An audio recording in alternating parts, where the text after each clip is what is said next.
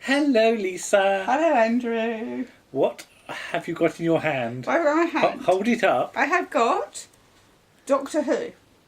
You've got Doctor Who in your hand. Does he know? I've got Doctor Who. And it's the novelisation of the TV movie by the lovely Gary Russell. Yeah. And the reason I have this in my hand is because it's 22 years today. Yes. The TV movie was shown. Goodness me.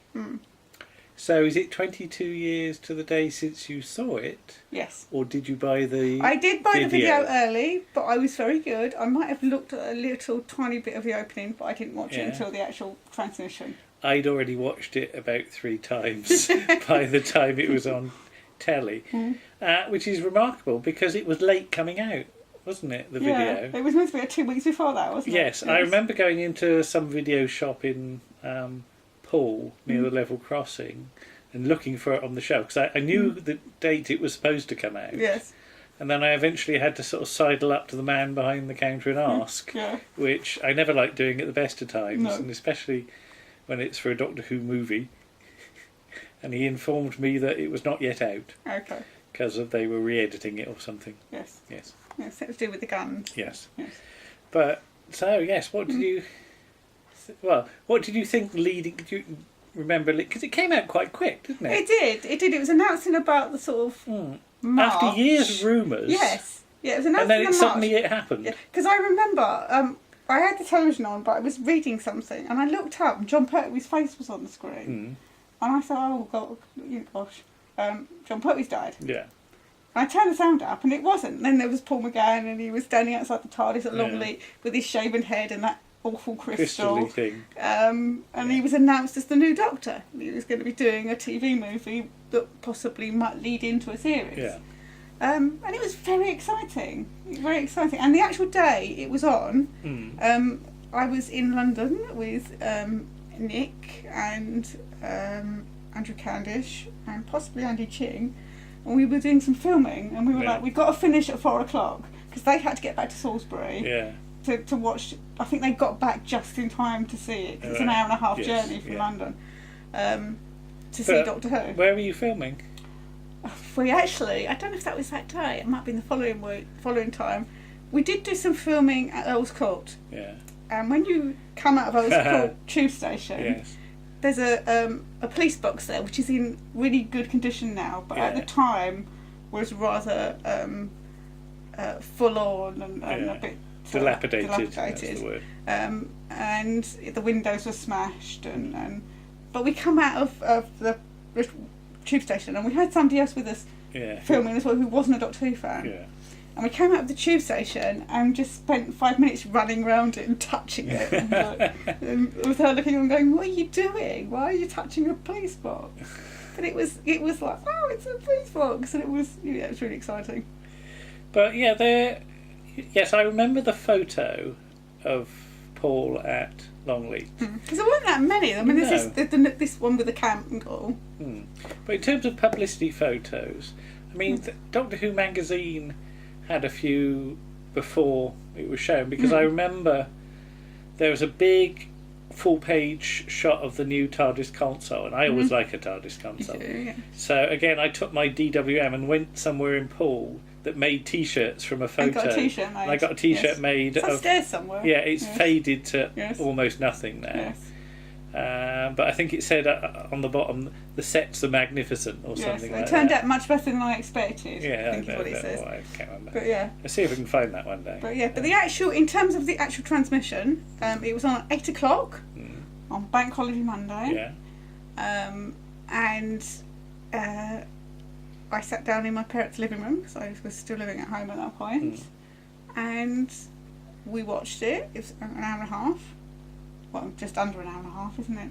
And it was I really liked it. Yeah. And looking back now, I can see there are problems with it. But if you ever get the chance to read Gary Russell's excellent book, Regeneration, you will see, but the story... We'll dig that out one day once we can find it. Yeah, you will see that the story that is actually told on the television is 10 times better than any of the other ideas that people have had. Yes, I mean, there's awful things about... was it... I am Cardinal Barusa, Yes. and this is my glyph. Yes. And all that. Power up the crystals, Cardinal. Yeah. is the It's like is a the catchphrase. Yes. They'll be in every week. Power up the crystals, Cardinal. So it could have been a lot worse. Yes. Could have been a lot worse. But were you expecting a series to follow on almost immediately? I was hoping for a series, not immediately, because I think even at that stage, I was 22-ish. It was 1996, so you would have been 24. Well, 23. 23, yeah. Because you hadn't had your birthday. No, yeah. I think even at that stage, I knew that it would take time for a series to appear. So you understood the mechanics of production. Yeah, because I was quite a seasoned fan by then. I probably read lots of stuff. But didn't the Radio Times do a little comic strip or something? Yeah, they did it for about 6 or it might have been a few months. It ran for a while. Yeah, they did. I collected them all. God knows if I still got them or not. Yeah. But with Izzy. Was it Izzy or was it Sam? Or did he have somebody else? No. It was. I'd lose track of them. You'd have to ask Gary, because I think Gary Russell wrote that as well. Oh, okay. Yeah. Gary Russell's just on a percentage. Yeah. For everything a Doctor. But yeah, it's And what about Bidding Adieu? Because that was that video diary thing. Yeah. With Sylvester, wasn't it? Yeah. And Paul McGann and Mark Gatiss was involved, wasn't he? And Annika. Oh yes, Annika. She had a shop. She was living in Canada at that point. Was it her antique shop or something? And Sylvester he went in there and she hugged him. Went and got a cuddle. Yeah. Oh, yes. Yeah. But that was an interesting idea. Yeah. And it was exciting, and then time went on and nothing happened, and it was another 9 years. Do you think, in hindsight, it was best that nothing did happen? In hindsight, yes. It was a shame for Paul McGann because even in that very short time he had, he was a very good Doctor. Yeah. And absolutely, I would like to see.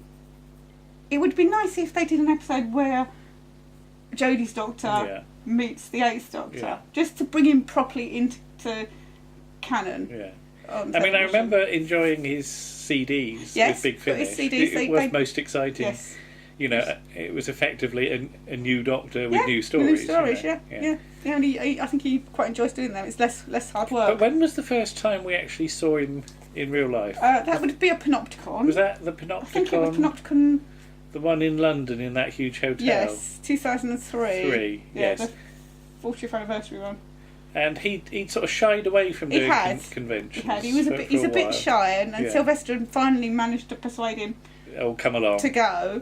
And I think before they wheeled him onto stage, he'd had a drink or two, because he was quite happy. Yeah, but even I seem to remember just watching that panel, you could see him start to relax. Yes, and think, actually, you really could. People like me. Yeah. Well, because he got a standing ovation. Yeah. When he came on, he got a standing ovation. Yeah, because we were so pleased to see him. Yes. That's the thing. That here you are. It might not have come off, but we still like you. What took you so long? You know. Where have you been? Come on. He's nice. I've met him once. Yeah. I don't think I've met him to talk to. No, I've met him. I think it was. It was a Big Finish CD for the 40th. I can't remember what it's called. He signed that. Zagreus. Yeah. Zagreus lives inside a CD. Zagreus went for it. I don't know, something like that. There's a load of limericks or something. It's something like Zagreus sits inside your head or on the end of the bed or something. I, to my shame, I'm really Zagreus sorry. found some dad's army in a shed. I'm very behind with listening, watching, reading things. Like 10 years. But had you seen With Nail and I? I mean, how much of Paul McGann had you seen? I didn't see With Nail and I until after the TV movie. Yeah. But had you seen... It's him and the nearly other Doctor, Richard E. Grant. Yeah.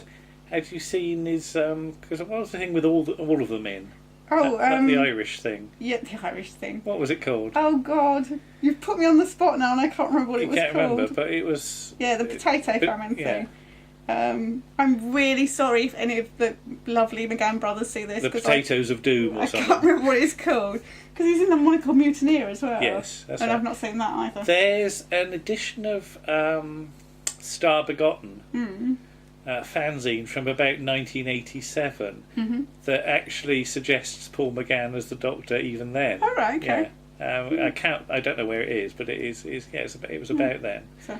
And of course, Sylvester had been touting him for a couple of years, hadn't he? Yeah, Sylvester's going, my mate would do it, he's good. Well, I think there had been talk, and Sylvester, I think, let it slip a bit too early when negotiations were still underway. That's actors for But that's Sylvester getting overexcited as usual. But I mean, seeing him come back for, was it Night of the Doctor? That was brilliant, and his costume was fab, because I know he absolutely hates this costume and the wig. Yeah, because it's I mean this is the wrong way to go. He wanted to have the shaven head. For, he did, he did, and it worked for Christopher Eccleston. Yeah. But I mean, this was probably the wrong way to go, costume wise. I think that's the one thing they really got right in 21st Century Who, that they just put Christopher Eccleston into clothes. It's not a costume. Yeah. And each Doctor after that, although there is an element of the Doctor being eccentric, they're clothes that you could wear down the street. Yeah, which is why probably Matt's pirate look as a pirate wouldn't have worked. Really. Yo ho ho. And he probably looked like a sulky child in that outfit. Anyway, well, there you go. So, but yes, happy birthday! Thank you, Paul McGann, and everybody involved. Yes, thank you. We do we have enjoyed it. We do watch it. It seems a long time. Well, it doesn't seem a long time ago, does it? And it is. Yeah, 22 years. Yes, long time ago. Not to be old. Okay. Bye. Bye bye.